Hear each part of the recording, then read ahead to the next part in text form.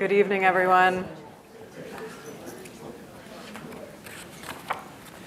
Thank you so much for joining us tonight. My name is Natalie Bell. I'm the curator here at the List Visual Arts Center.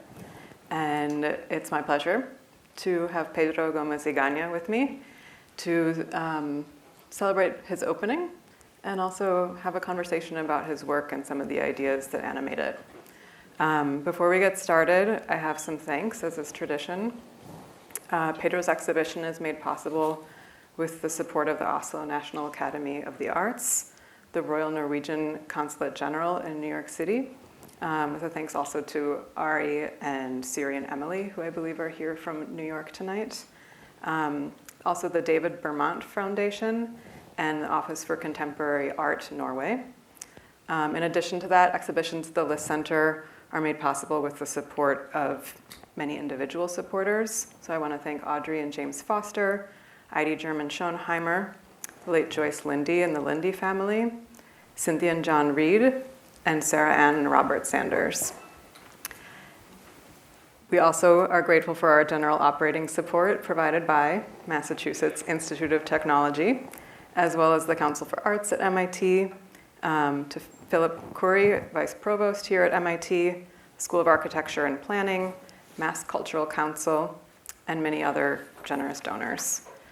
Last but not least, I want to thank the advisory board members of the List Center and also the entire List Center team, because everything we do here is really the product of many people working together. With that, I'm going to pass it to Pedro, and I believe he also is going to start with some thanks and acknowledgements, and then begin with an introduction, which will kind of launch our conversation. Thank you, Natalie, and thank you everyone for being here in this cold, not that cold night. Thank you all at MIT List for having me here. I've been here for a while now, and it feels like I've been in some kind of residency. Like now, I know how to change the water jug for the cooler, and I can identify all of the different coffee flavors for the Nespresso. So as far as I'm concerned, I'm one of you now. I've had so many amazing conversations and exchanges with many of you, and I've felt taken very seriously, which you might be surprised to hear is rare as an artist. I also thank you for facilitating links to all sorts of thinkers, makers, and spaces here at MIT. It is incredible to feel a part of this amazing community, if only for a brief period. To feel part of a community is certainly not something one can take for granted these days, as we face extreme division, instability, racism, xenophobia, genocide, and pain. Even the word progress, especially in relation to technology, has in the last few months earned such a threatening aura. We need spaces that bridge curiosity and criticality and commonality. I feel this is the subtext in everything we do, and I thank you for acting on such a goal. For me, like any artist today, I believe the opportunity to exhibit in a place where so many art heroes have done some of their most ambitious shows is a dream. So thank you, Natalie, for this invitation. I think you're a real visionary, and a visionary without the anxiety of visionaries. You're like a patient visionary. For those of you who don't know, Natalie and I have been talking for almost 10 years. And as someone who treasures patience, I very much appreciate your ability to identify when and how this show should come into existence. I should say I've learned a lot from you. Thanks also to the technical team led by Tim, with Jesse, McCall, Doug, Edric, and Sam. Tim, I see you there. You are my hero. I think you are the real deal. Like, you are excellent. The experience of mounting this show will, from now on, be my dragon to chase. I mean it. This show also marks 10 years of working together with Bart Callebaut, the technical director, fellow dreamer, and solid friend through so many complicated projects. Bart is not here, and also because he hates openings. But Bart, if this is being recorded, I love you. I love working with you. And here's to 10 or 50 more years together. Thank you also to the visitor services team here at the List, with whom I've been in conversation for some time, and who we are calling orchestrators during this exhibition. We'll talk a bit more about this later. They will be engaging, activating, and sharing with the show every day. I've loved our little talks, and your energy has meant everything during this process. And thanks, Kristin, for your kind enthusiasm and leadership. Now, as a way of an introduction, I want to share something that is actually not what the show is about, but kind of where I am as a human today. And yet, it is kind of a lot about the show as well. It has to do with how we are with things, all things. But it starts with my mother.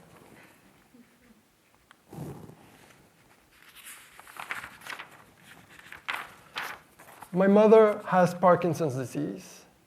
She has had it for about 30 years. Her Parkinson's has fortunately been a very slow evolving case. She doesn't have the typical shaking that one associates with the condition. Instead, she becomes more and more rigid with the passing of the years. Her old age has now combined with her condition, and it leads her to seem very absent. She now also needs someone to help her eat, change clothes, and bathe. Last year, she stopped talking. And last Christmas, when I visited, it was hard to know if she recognized me. I visit her once or twice a year. I live in Norway, and she lives in Colombia. We live in opposite sides of the world, with very different realities. When I'm with her, our days usually include sitting and holding hands for hours. We sit there in silence, like two people who are okay with being lost. But then, after a couple days, I realize that we begin to find each other and that our energies somehow start to meet. I suddenly understand her gestures and her needs. Somehow, entire stories begin to appear between her tiny movements and attitudes. She becomes funny, hilarious, in fact, and charismatic. And I understand her. We find each other. And we experience the world from a shared place. I know hers is a disease, and of course I wish she didn't have it. But at the same time, what I experience every time I visit her, this process of finding each other, is one of the greatest lessons life has ever taught me. We tend to understand attention as something that is given or that is spent unilaterally. But attention, like affect, appears in correspondence with many things. It is a result of an atmosphere. This is how it feels with my mother. What's meaningful in our encounters isn't just about her and me, and not just about love, but the fact that something emerges in complicity with a multitude of agents. The temperatures in the room, the dusty books piled up in the corner, the sounds of trucks on the dirt road in the distance, the things we remember vividly, and perhaps particularly all the things that we don't remember, but that lie in our bodies nonetheless. This happens not just with people, but with things and situations. Whether you are with objects, sounds, rhythms, or whether you cross the ocean to hold someone's hand for hours, attention is not a focus, but a complication, a coming into disorder in the most harmonious way, and a way to render time as an experience of meaning. Welcome everyone to the show.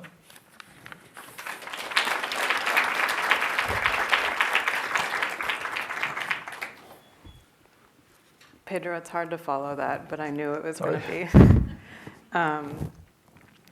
I just also want to say thanks to you before we make this too much of a thanks. But you've just been the best possible collaborator. And this is the most cheesy thing to say, but you really do have a beautiful mind and the most generous soul. And I'm also grateful that you taught me the word delicious to describe sensory experiences that do not have to do with taste. I highly recommend this word. And your show is so much about sensory experiences that take us outside of our normal way of being and encountering the world. I want to pause for a second because we had this introduction that really kind of takes us to a very different place, but we also realized that none of you have seen the show yet. So we wanted to not get too deep into ideas before we kind of talk about what is actually in the exhibition and why. So let's start with that. The centerpiece of, there's not a centerpiece to the show, but I think one of the big works that anchors the show that you'll encounter when you first enter our galleries is a piece called Virgo. This is an installation that is built around a bisected domestic space. There is furniture, there's a kind of sense of a ghostly presence, but there's no one in there. And then there's also this way that it's moving and breaking open. I would love for you to tell us a little bit more about how Virgo came to be and how it is a space for thinking about temporality. And we can touch on some other themes within that too. Yeah. I'm quite interested in approaching temporality as a simultaneity. And I'm also very interested in the home because it's quite a contentious place. It has this promise of being a place where you're supposed to be safe, where you're supposed to be yourself, and yet it's a very complicated place at best. Every single object is charged, either from the way it's been manufactured, for how it fits into this universe of commodities that we tend to aspire to, or also in my case as a queer kid, that you grow up in a home that is predetermining a life that you're never going to match.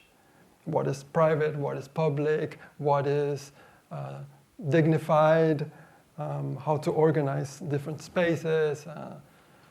So I like this conflict around the home. Mm-hmm. And also the home now is surveyed, your chill out time is marketed.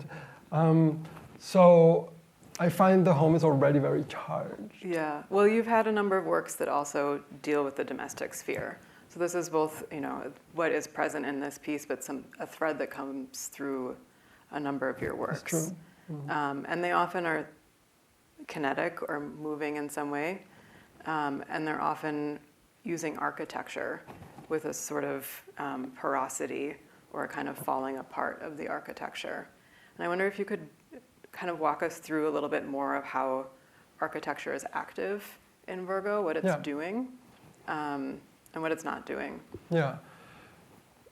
The installation has like a front, let's say, where it looks very solid, but as soon as you start walking through it, it becomes very porous.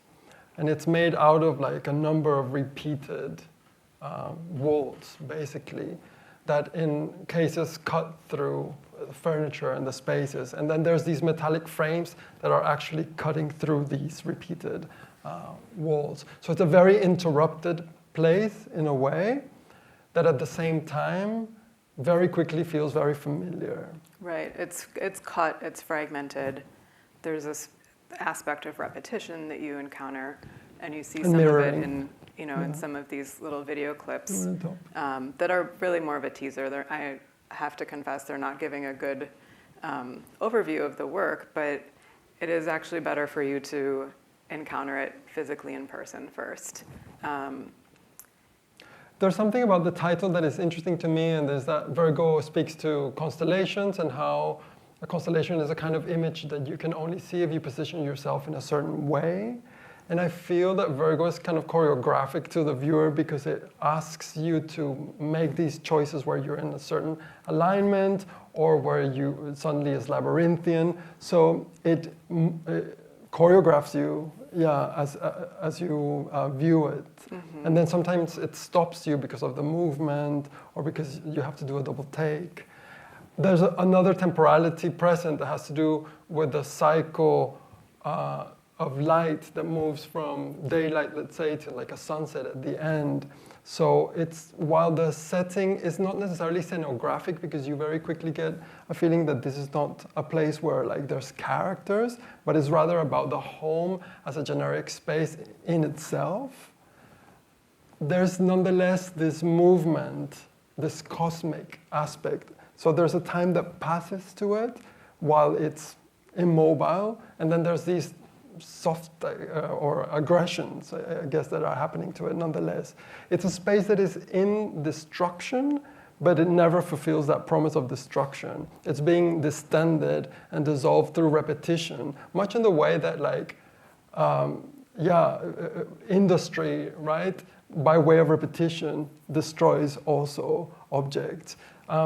Or I'm also very interested in cinema, which like uses repetition as a way to generate an illusion of movement. So you have these conflicting temporalities and dynamics in this space that one animates with the gaze and with the body as you transition through it. Right, Yeah. and I think that's a really important feature of the work, is that you as a viewer are animating it as you move through it. But at the same time, it has these kinetic elements that may be perceptible or may not. And that's a little bit of the secret sauce in the work. I don't know, we'll talk about it, but it's what gives it the kind of uncanny mystery, and also is what gives it this sense of simultaneity and a multiplicity of times. And I want to talk about that a little bit because, in the introductory wall text, that's one of the first things that's thrown out at you, is that this show is about materializing our polyrhythmic experiences of time, right? Like that's a lot to kind of take in just one sentence, but that is really the essence of it. And I wonder if we could talk about that a little bit, because there's so many layers within this show. You can take a reading where you're just thinking about gravity or architecture, or a sort of composition of temporalities. But there also is this level at which you're helping us to recognize what it is that we experience when we're experiencing so many different kinds of temporality at once. Yeah, that's interesting. It's true, like we can all recognize that we are bombarded and navigating so many different temporal dimensions.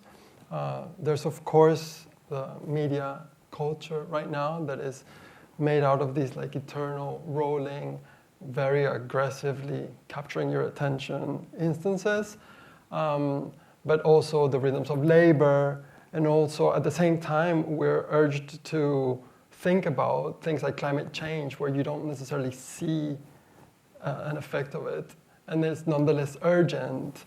And there's also this world that is kind of compressed into an extreme availability by way of like transport, and that's also like a temporal condensation where like a very distant movement seems possible, and we are in kind of that mode. But I would say that if there is like a characteristic that defines all the temporalities that we experience today, is that they're all intense, that they are really heightened, and we are rendered as quite passive in a way. We're kind of ghosts ourselves of that. Like we're in a state where we're kind of like too late to do anything about things and too early to understand them. And they come and come and come and come. So I'm interested also to, yes, address this multiplicity of temporalities, but at the same time to address how one can be in a position to activate other modes of attention, other modes of discovering other modes of time, because I find there's kind of an urgency in that variation as well. Mm-hmm. Yeah, I think what you just said about discovering different modes of encountering things, that's also kind of at the core of this exhibition. To be really blunt, there are some works in the show that you'll look at and that they don't look like they're moving, and you're not really sure what is going on.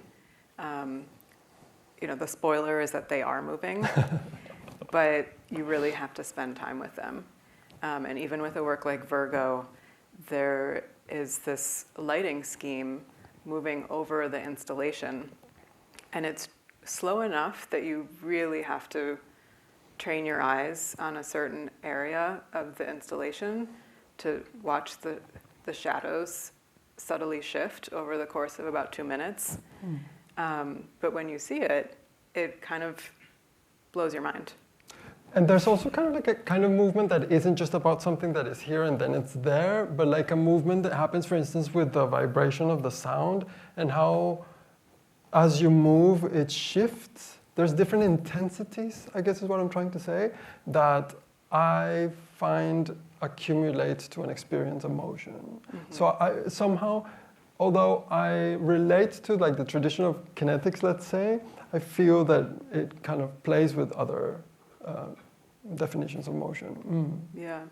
Another thing that I want to mention with Virgo and temporality, is its place in our recent history vis-a-vis the pandemic, because this is a work that you made in 2022, right, which was a time when we were all coming out of a period of extended lockdown, and the domestic space was really present for all of us, I think, and it also it took on these different kinds of meaning and signifiers at the time. It was this site of isolation. It was also where you were hopefully most safe, but then I think one of the ways that your work punctures that, or sort of shows the porosity of the home, is with the presence of media within it.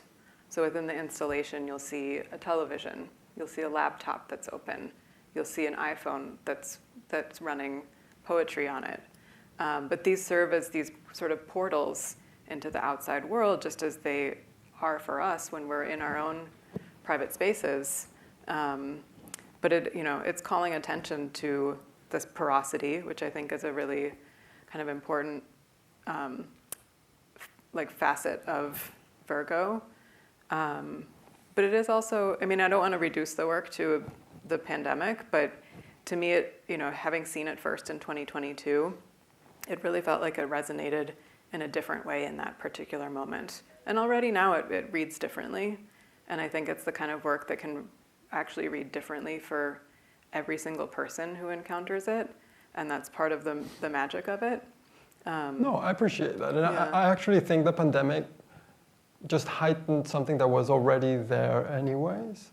So the home was already a place for like multitasking, for labor and rest and stress and rest and all these, for intergenerational knowledge, but also for complete like oblivion. So COVID just really brought it to the foreground. It was like literally, business up top and pajamas in the bottom, right? And then the baby here that you need to take care of.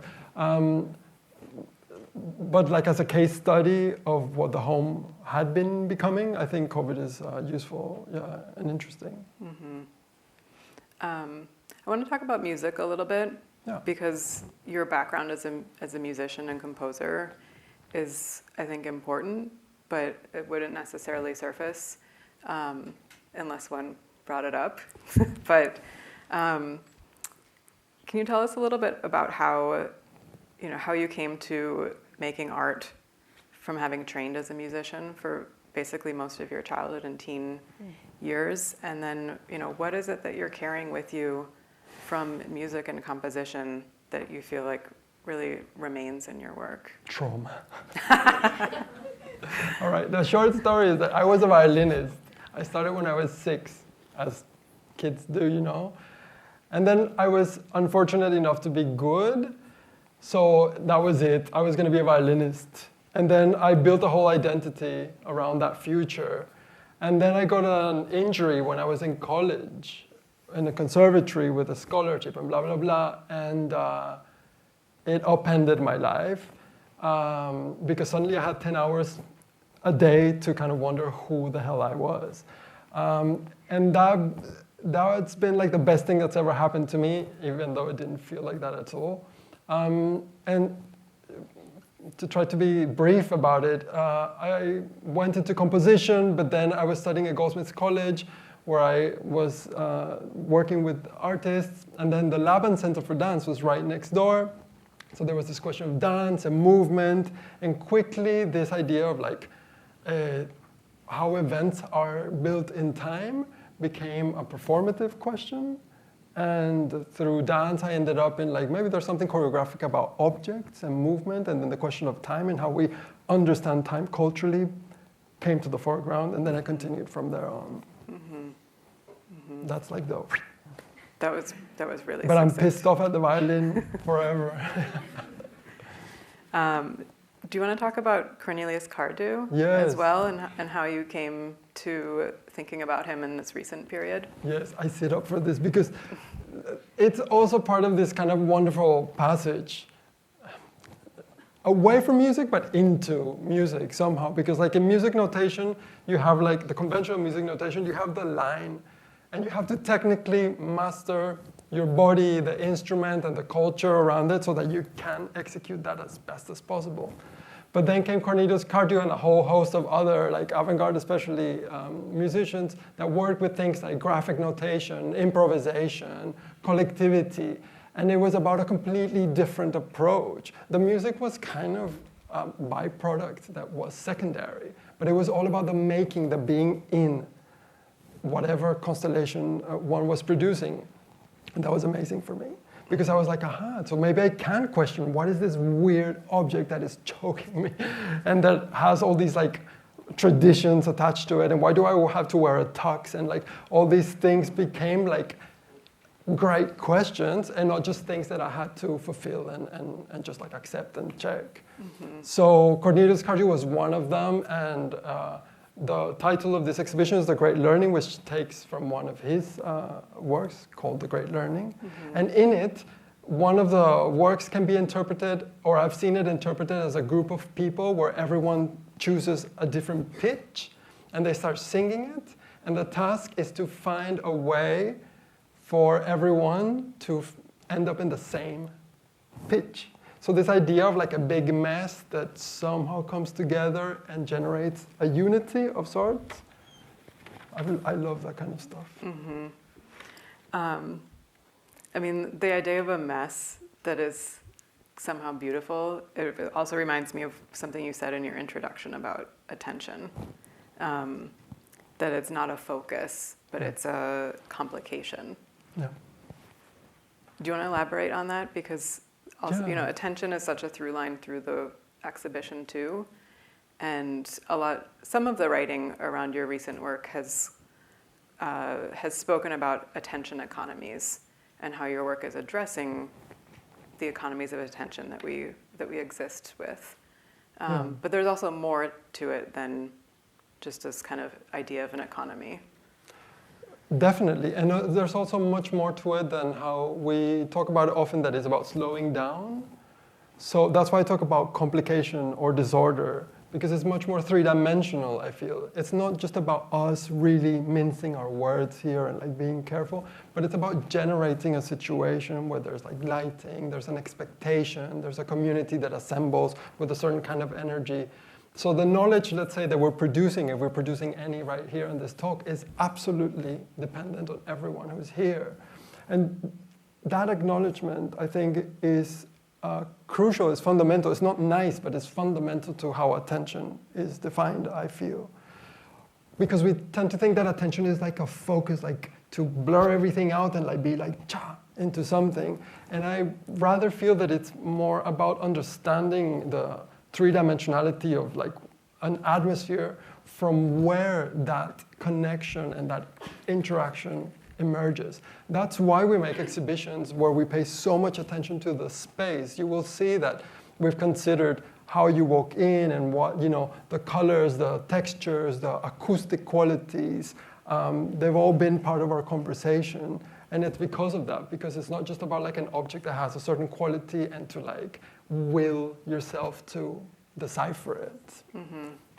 But I feel like what you're describing is also kind of what Cardu's instructions might have been to the Scratch Orchestra with, an interpretation of the Great Learning, because it's so much about attention and listening, but getting outside of this idea that that a performance is adhering and reading a score.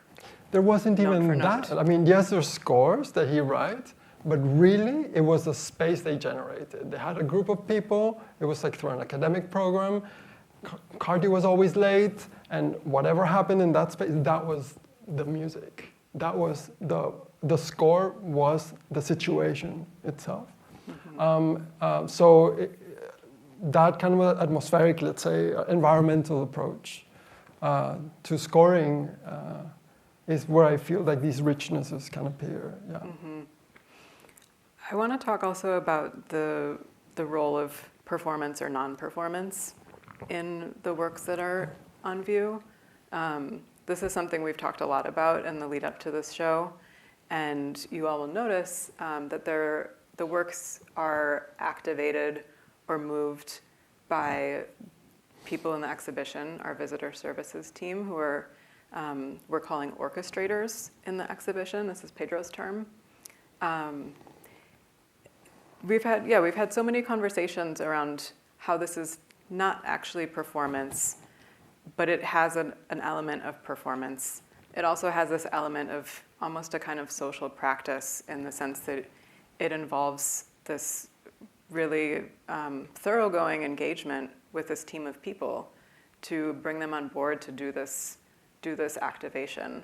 And it has these connections to Cardu and the Scratch Orchestra and this idea of non-professionals who are brought together to perform and are really responding and listening to an environment. So I probably already said too much, but I would love for everyone to hear more about this, the way you've conceived of the orchestrators and the kinds of things that they're invited to do. Yeah, I mean, there's different approaches to that. For sure, there's almost like an affective score. It also responds to my need as I get older to not just come to a place and do a show and leave, but to interact and get to know the people and understand the dynamics at hand. So I wanted to know what it was for the gallery attendants to work here, to do they want to look at the window and how often, do they feel in this or that way? And through very small gestures, we've built a kind of familiarity. And I hope that through the exhibition, we will build a kind of community around the work. And this is the big research aspect of the show also, to understand what they're doing, not as a performative layer where they become performers that is about how they are visible, because it's not that, but it's also not just utilitarian. Sometimes it gets closer to care, sometimes it gets closer to administration or improvisation, sometimes it's a composition, in fact, a listening, an enjoyment. We're kind of triangulating all these ideas and observing very closely to see what comes out. Yeah. Today might not be, let's say, I invite everyone to come back. Because of course, if there's a lot of people, it might be different. But tonight is a dress rehearsal in a way. This is an experiment. It's the first, yeah. But that's, this is one of the aspects of your work that's been really exciting to me, is just sort of thinking outside of these genres that are, for some of us, quite well trod in contemporary art. We know what to expect when we're told something is performance, but it's happening in an art gallery. And what does it mean to sort of push against that, or try to do something that's somehow more subtle, or less about fitting into these traditions that are recognizable. We haven't talked about the Great Learning, the work. The great learning is super simple and super complicated. The simple part is that like it's a stick that goes from vertical to horizontal. It's a copper rod that falls to the ground. But how it does it is through a system of counterweights, 11 of them, that are just shy of the weight necessary to hold it up. So they keep losing to gravity or to the pull of the gravity on the rod, and it falls. And the result, it's beautiful. Like I am always surprised by it. There's something lyrical about it and choreographic as well, because sometimes it goes fast, sometimes it slows down. Sometimes, as you were saying, it's almost imperceptible how slow it goes, and then suddenly you see like one wire that curls up in a certain way. And that is like basically the motion, and it's a kind of movement that, especially when you cannot see it, it's something that is like more of a sense of movement than a movement in itself. And I like that you need to position yourself as a viewer in a place where you can meet that idea of a motion happening for it to actually happen, almost, or for it to kind of be sustained there. Mm-hmm. Yeah, you said something earlier just today when we were talking about this idea of slowness and whether slowness is somehow a virtue that's embedded within the show. Because I think in many ways that the show, it risks suggesting that. But you also said that for you it's equally reductive to say it's slow or fast. And it's not really about the speed or the slowness per se, but it's more just this encounter. Yeah, it's true that we tend to use this language of fast and slow to describe it, but the experience, I feel, cannot be described in the same way, because again, it's like becoming aware of how the music is also trickling in, and that there's like a certain humidity from the shifting space that affects the emotion as well. There's an expectation and anticipation. There's something about time that collapses while you're watching it in that sense. That is part of that, of the production of that work. So yeah, it's not just about it slowing down, because it also has, it's like when I speak about my mother, I guess that's why it's important. There's a universe of variation if you align yourself to it. And again, alignment, I don't think is linear. I know it's like very contradictory sounding, but alignment is about a very three-dimensional positioning so that something can emerge in relation to something or someone, yeah. Mm-hmm. I think what's also really dominant in the room where you'll see the great learning are these gestures of suspension and release, which are, it's something that's also a through line in other works of yours. And in some cases, you've talked about this idea of catastrophe and these sort of related sensations of anticipation and anxiety.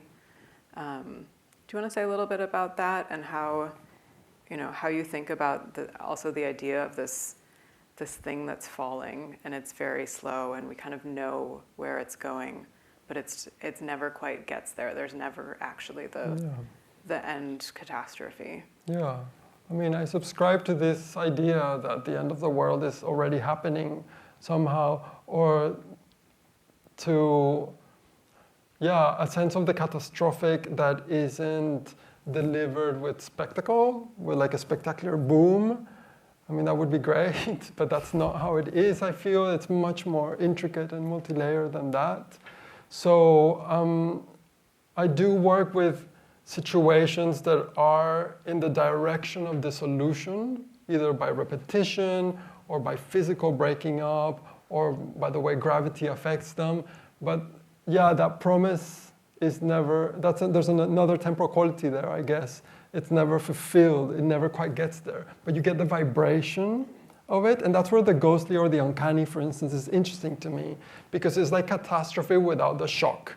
That kind of paralyzes your senses. I'm kind of interested in a sense of curiosity that might make you, a sense of catastrophe that might make you curious, and that might render a type of agency in it that is not like fight or flight, but that it's like, yes, there's a distension, there's a destruction, let's call it, but I can find myself in it, I can find agency And yeah, so uncanniness, I feel, gives you that sort of quality. And I think it's important now in a world where there's so much that just paralyzes us, that I find it interesting to rather find other ways of exercising that muscle where you can find those agencies and those other approaches. Yeah, if you see what I mean. Mm-hmm.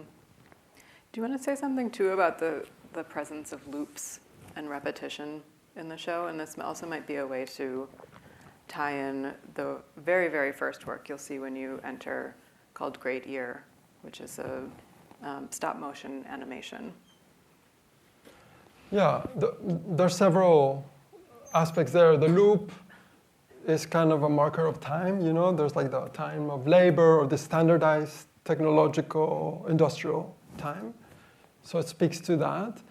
But I'm always interested in like just working or alluding to technology, because you will find that my work is quite low tech. You know, I myself, I'm not an engineer in the least, and it's all very DIY almost, and trial and error. But there is kind of like a reference of these industrial modes of production, especially the production of time through industrialization. But I kind of try to harness the fragilities that exist there nonetheless, or the vulnerabilities. So there is this pendulating, this cycling, but first there's no one dominant marker of time. There's always several, and they're either collaborating or competing, I don't know, or working together.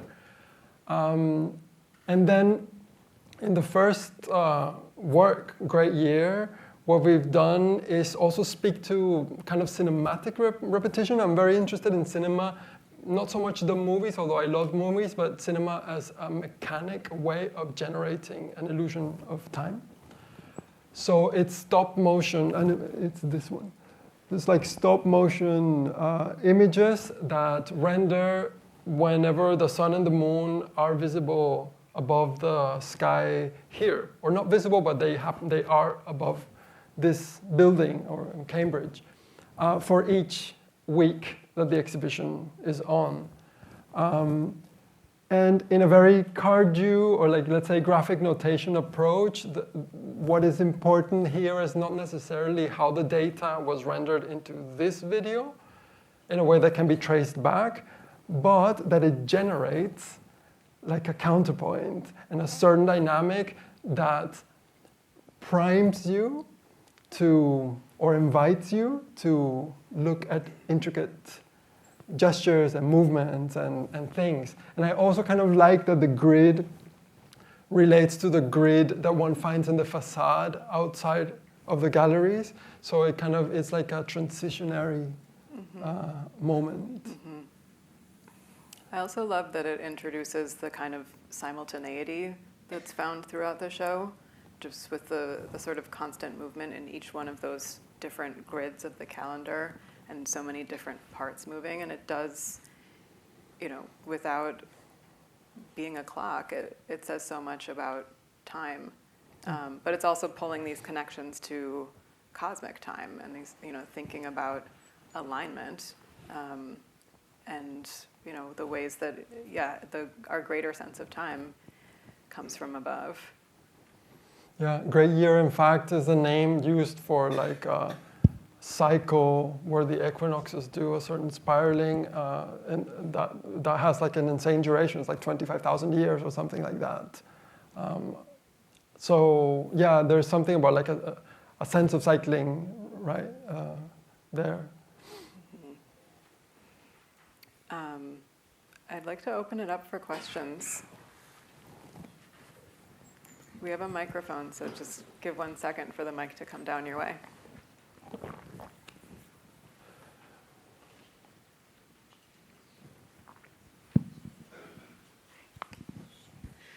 Thank you so much for this conversation. You spoke about the influence of music when you were younger and your experience playing violin. I'd love to hear more about your visual experience as well growing up, especially being from Colombia, and the strong legacy of modern art there, and, you know, talking about your work and the use of motion. I heard the word kinetic as well. Colombia being a country next to Venezuela with kinetic art like Cruz Diaz, Soto. If that had any impact on you. Perhaps. But not necessarily in a very conscious way, I should say. Yes, I was in a family that was into like the arts and all that, but not particularly into like modernism. But when I, as an artist, revisit these movements and all of these traditions, I recognize them. But I also see them a lot in what was happening in music, because I maybe got there through music, where there is also, if you see Cargi's score, for instance, or Lachenmann's, there's like Xenakis, there's like a lot of relation to like modernity, like modernism, architecture, and things like that. So indirectly, maybe, yeah.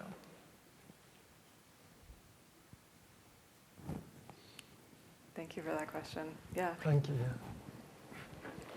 Hello. Congratulations. Oh, hi. Good to see you. It sounds like from what you were describing, you're asking participants, like how slowly can you pay attention to the present? And it reminds me of how you characterized sitting with your mother and sort of very slowly sort of dissipating into the environment and the process of just holding hands and recognizing that you recognize. And I'm wondering if there are any other things that you're asking the participants to encounter within themselves when they enter the space. That's a great question. I guess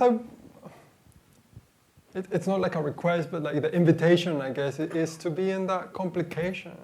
I have another example. Like I used to suffer from anxiety when I was younger.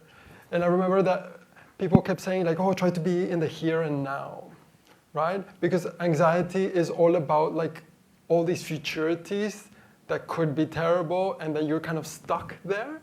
You are always going like, what if this, what if that, and that activates your fight or flight reflex. And this here and now didn't work for me. It seemed very, it was like negating that, maintain the affect of the intensity, remain too strong. There's something about being in that futurity as well as the now, about being in the mess. I tell my students also to like not resolve, that like sit with the crisis and build that muscle of like being in the complication, because that's where things will appear, and that's where like that richness emerges. So it's not a case of resolving or like being someone, but that there is like, and I keep talking about three-dimensionality because I believe in it. Like I can only speak it in terms of like complication, disorder, or crisis, or struggle, in the best sense of the word. I don't know if that makes sense. So the invitation would be to be with it, and to not to resist the desire to kind of understand, resolve, capture, focus, but to kind of, and the show, I hopefully will invite you in those senses, in a practical sense as well. Hi, thank you very much, both of you. I have a question sitting here and watching the screen. There is one color that is very dominant, and I saw that in your previous work it exists as well, like the installation in 2018. What does red mean for you? Yeah. Maybe Thank historically, you. culturally, or personally, or as an artist. Thank you, and thanks for bringing up Sleipnir. Sleipnir is a work that I did in Azerbaijan, where there's like a myth that Norwegians, from this guy called Thor Heyerdahl, who was like a pseudoscientist, who had this theory that Norwegians came from Azerbaijan. This has been totally discredited, but is just this like amazing fantasy that the world could be interpreted in this way. I made a vessel for it, and Odin, the Norse character Odin, had a horse that had 8 legs, but people said maybe it wasn't a horse, but it was a ship. And the first time they found it in the stone painting, it had a red color. And I was like, okay, so I'm going to summon that in the producing of that. And here, because this show has actually been so special for me, I wanted to kind of bring, and there's a lot of older works from where I've borrowed bits, and the red from Sleipnir was a borrowing. But there's another reason, is that like there's a musicality to the color as well. There's an intensity and a vibration in it that I believe might translate to a part of the composition that other elements are doing acoustically or dynamically. So I like that red has that mix between, very intense, the cliche, I guess, passion-y, but also reminds you of like the womb and like seeing through skin. So it has that kind of comfort and agitation that I find like it would be interesting to explore. So. And I should say the space is carpeted, which has an immediate acoustic effect to the space. So it also helped us kind of generate this kind of all-encompassing space.